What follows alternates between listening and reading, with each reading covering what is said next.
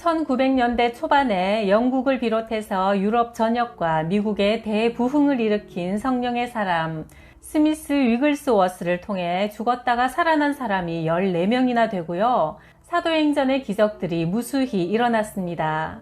그 능력의 비밀 전해드릴게요. 사람들은 죽은 자를 살리는 것이 가장 큰 이적이라고 생각할지 모르지만 사도 바울은 아그리빠 왕에게 말했다. 당신은 하나님이 죽은 사람을 다시 살리시는 것을 어찌하여 못 믿을 것으로 여깁니까? 사도행전 26장 8절. 위글스워스의 사역을 통해서도 하나님은 14번이나 죽은 사람을 살리셨다. 1913년 새해 첫날 위글스워스의 아내 폴리는 약속된 집회를 인도하기 위해 여행을 떠났다. 그런데 여행 중 갑자기 죽게 되어 그녀의 시체가 집으로 운반되어 왔다. 위글스워스는 시체를 그녀의 방으로 옮겨놓고 침대 위에 눕혔다. 그리고 예수 그리스도의 이름으로 죽음을 꾸짖으며 그녀에게서 떠나가라고 명했다. 그러자 그의 아내가 두 눈을 반짝 뜨는 것이다. 그녀는 남편을 똑바로 쳐다보며 말했다. 스미스, 왜 저에게 이렇게 했어요? 폴리, 난 당신이 아직 필요하다오. 스미스, 이 땅에서 내가 해야 할 일은 이제 다 끝났어요. 지금 하나님께서 나와 같이 있기를 원하십니다. 그들은 잠시 서로 이야기를 나눈 다음 위글스워스가 아내에게 말했다. 이젠 됐어요. 당신을 보내줄게요. 이제 가도 좋아요. 그녀는 다시 베개를 베고 누웠다. 그리고 주님 품으로 다시 떠났다. 위글스워스는 자신이 아내와 같이 있기보다 아내가 하나님과 함께 있는 게 주님의 뜻이라면 기꺼이 순종할 수 있었다. 위글스워스가 영국 국교회에 소속한 어느 목사님 집에 머무를 때 둘은 저녁 식사를 마친 후 계속 이야기를 나누었다. 그 목사님은 두 다리가 모두 인조다리였다. 당시 인조다리는 요즘 것처럼 세련된 것이 아니었다. 대화 중 위글스워스가 갑자기 말했다. 목사님, 내일 아침에 구두 가게에 가서 새 구두 한 켤레를 사 신으십시오. 그러나 목사님은 그가 농담하는 거라 생각했다. 두 사람이 대화를 마치고 각자의 방으로 들어간 후 목사님이 잠자리에 들기 전 기도를 하는데 하나님의 음성이 들려왔다. 나의 종이 하라는 대로 하여라. 하나님의 음성을 직접 들은 이 목사님은 그날 밤 두근거리는 가슴 때문에 잠을 이룰 수 없었다. 그리고 아침 일찍 일어나 시내로 가서 신발 가게가 문을 열 때까지 기다렸다. 마침내 주인이 도착해 가게 문을 열자마자 목사님이 안으로 들어가 의자에 앉았다. 손님, 어떻게 도와드릴까요? 구두 한 켤레만 주시겠소? 예, 그러시죠. 치수는 얼마나 되시죠? 색상은 어떤 것으로 할까요? 이 물음에 목사님이 주저하지 않고 의족을 내보이자 가게 주인이 그의 발을 보고는 깜짝 놀라며 말했다. 죄송합니다, 선생님. 이 상태에선 저희도 어떻게 도와드릴 수가 없습니다. 그러나 목사님은 당당히 말했다. 어쨌든 나는 새 구두 한 켤레를 사러 왔으니 치수는 8이고요. 색깔은 검정색으로 주세요. 직원은 목사님의 요청대로 구두를 찾아와서 건네주었다. 구두를 받아든 목사님은 오른쪽 인조 발끝을 구두 속에 집어넣었다. 그 순간 참으로 놀라운 일이 벌어졌다. 인조 발과 다리가 갑자기 진짜 사람의 발과 다리로 변해버린 것이다. 똑같은 현상이 다른 쪽 다리에도 일어났다. 그는 그 가게를 걸어서 나갔다. 새 구두뿐만 아니라 하나님께서 만들어주신 새로운 두 다리로 말이다. 그러나 위글스워스는 놀라지 않았다. 그는 이런 역사가 일어날 줄 이미 믿고 있었던 것이다. 그가 말했다. 하나님 입장에서는 부러진 뼈를 고치는 것이나 없는 다리를 새로 만드시는 것이나 아무런 차이가 없습니다. 어느 날 위글스워스가 집에 있는데 하나님께서 밖으로 나가라는 마음을 주셨다. 아브라함처럼 어디로 가야 할지 알지 못한 채 그는 순종하며 밖으로 나왔다. 지나가는 사람들을 보며 하나님께서 누구를 구원하길 원하시는지 물었다. 문득 마차를 몰고 가는 마부를 보았을 때 하나님께서 그에게 그 마차에 타라고 하시는 것 같았다. 빌립이 마차를 타고 집으로 돌아가던 이디오피아 내시에게 전도했던 것처럼 위글스위스가 순종하여 마차 위에 뛰어오르자 마부는 깜짝 놀라 화를 내며 그를 밀쳐서 떨어뜨리려고 했다. 그러나 그들이 목적지에 도착했을 즈음엔 그 마부는 이미 예수님의 사람이 되어 있었다. 이 일이 있은 지 4일 후 위글스워스의 어머니가 그에게 물었다. 얘야, 혹시 마차 끄는 마부에게 전도한 적 있니? 네, 있습니다. 그의 아내가 나를 만나러 왔었단다. 자기 남편이 어제 죽었대. 그런데 자신에게 복음을 전해주어 천국 가게 해준 너한테 감사 인사를 전해달라고 하더구나. 한 번은 어느 여자가 아들의 결혼 생활에 문제가 생겨 도움을 구하려고 위글스워스를 찾아왔다. 젊은 아들이 주님을 참으로 사랑했고 현숙한 여자와 결혼했는데 그만 타락의 길로 빠져들어 결국 아내를 버리고 어머니가 계시는 고향으로 되돌아왔단다. 이 상황으로 어머니는 큰 고민에 빠졌다. 위글스워스가 그 여인에게 말했다. 혹시 손수건이 있으면 저에게 주시겠습니까? 그는 그녀의 손수건에 손을 얹고 간절히 기도했다. 하나님, 이 젊은이가 양심이 찔려서 죄책감이 들게 하옵소서. 기도를 마치고 이 손수건을 여인에게 건네주며 이 손수건을 아들 베개 밑에 넣어놓고 이 사실을 아들한테는 이야기하지 말라고 했다. 여인이 집에 도착했을 때 마침 아들이 나가고 없었다. 그래서 위글스워스가 시키는 대로 했다. 실컷 놀다가 한밤중에 집에 들어온 아들은 방에 들어가 침대에 누웠다. 그의 머리가 베개에 닿자마자 그는 한 번도 겪어본 적 없는 참으로 무서운 죄책감에 사로잡혔다. 허둥지둥 침대에서 빠져나온 그는 무릎을 꿇고 앉아 진심으로 회개하기 시작했다. 이미 밤이 깊었지만 엄마를 깨웠다. 엄마, 걱정 마세요. 저 다시 집으로 돌아갑니다. 하고는 자기 집으로 돌아가 그의 아내와 화해하고 믿음의 가정을 세워나갔다. 위글스워스가 브래드포드에서 런던행 기차에 몸을 싣고 구석에 자리를 잡고 앉았다. 같은 구간에 5명의 사람들이 더 와서 같이 앉아가게 되었다.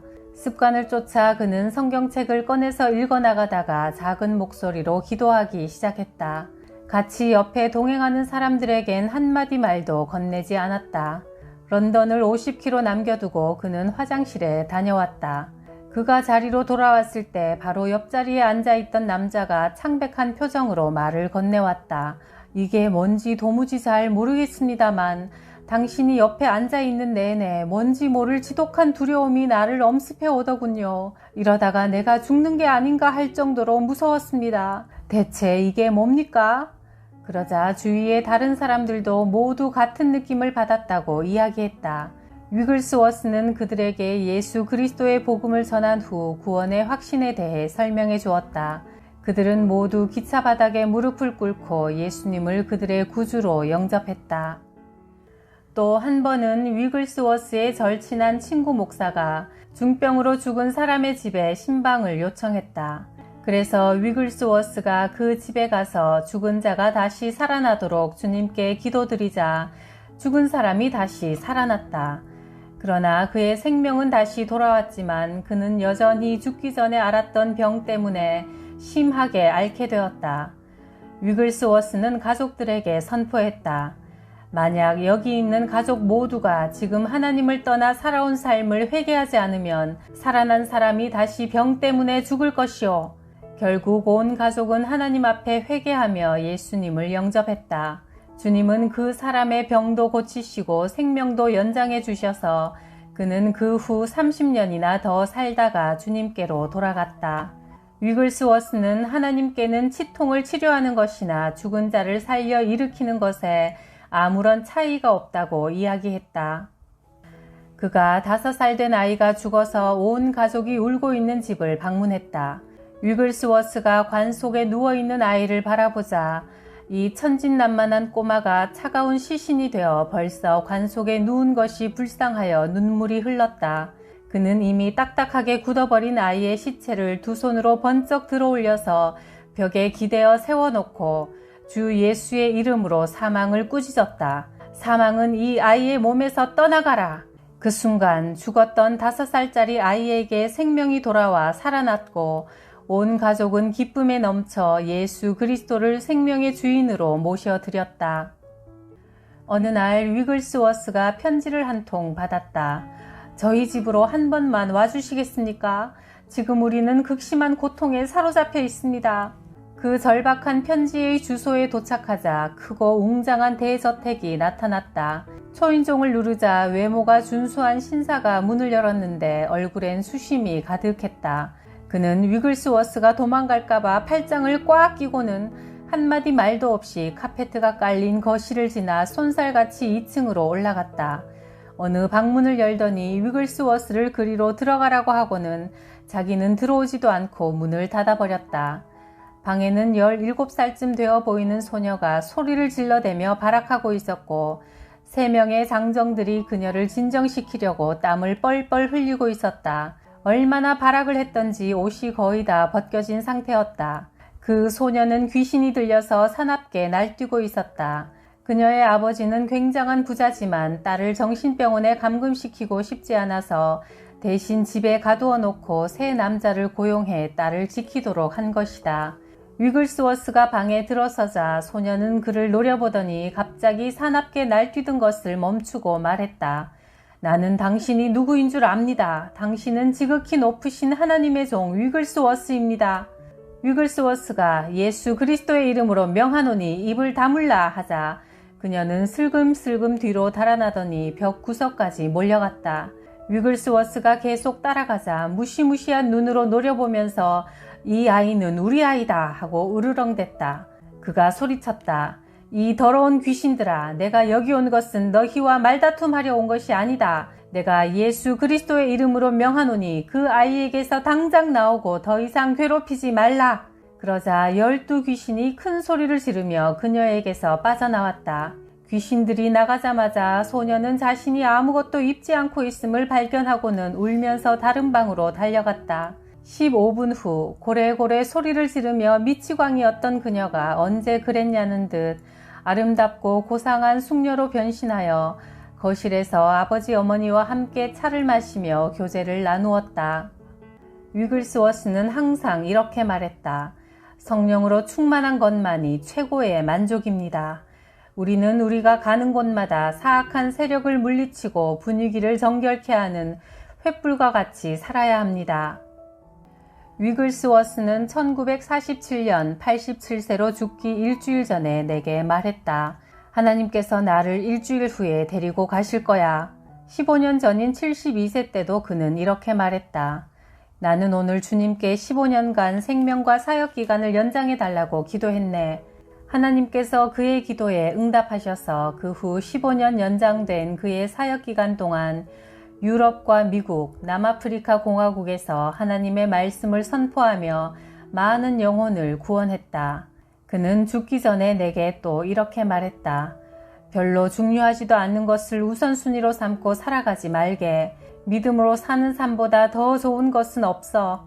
이 믿음의 삶만이 우리에게 기쁨을 가져다 줄 걸세. 스미스 위글스워스는 정규 교육을 받지 못했다. 7살 때부터 방앗간에서 하루에 12시간씩 일하느라 26살이 되어서야 읽고 쓸 수 있었다. 바로 그의 아내가 가르친 것이다. 위글스워스와 그의 아내는 영국 브래드포드에 있는 보울랜드 거리에서 전도 활동을 시작했는데 그의 아내가 설교를 맡았다. 위글스워스는 하찮은 일만 도맡아서 했다.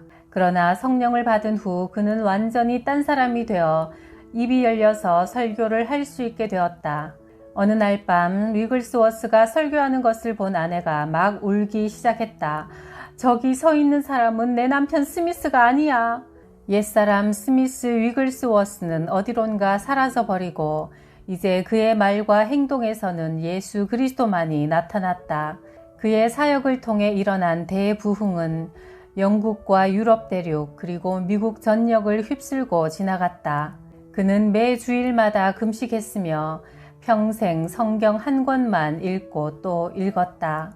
위글스워스가 세상을 떠난 후에도 하나님은 여전히 그가 했던 사역을 다른 사람들을 통해 계속 이루어 가셨다. 내 형이 목사였는데 위글스워스의 임종을 보기 위해 그의 집으로 갔다. 위글스워스는 손을 내 형에게 얹고는 이 초자연적인 하나님의 사역을 계속 이어 감당하도록 위임을 내렸다. 그리고 예언하기를 일주일이 지나기 전에 자네를 통해 내가 했던 일과 동일한 하나님의 하시는 일들이 드러날 걸세 했다. 며칠 후 주일날 젊은 여인이 아기를 데리고 저녁 집회에 왔다. 그 아기는 두 눈이 없는 상태로 태어난 완전 소경이었다. 형이 눈을 감고 아기를 위해 기도하기 시작했고 기도를 마치고 두 눈을 떴을 때 그 아기의 얼굴엔 완전히 새로운 두 눈이 어느새 만들어져 있었다.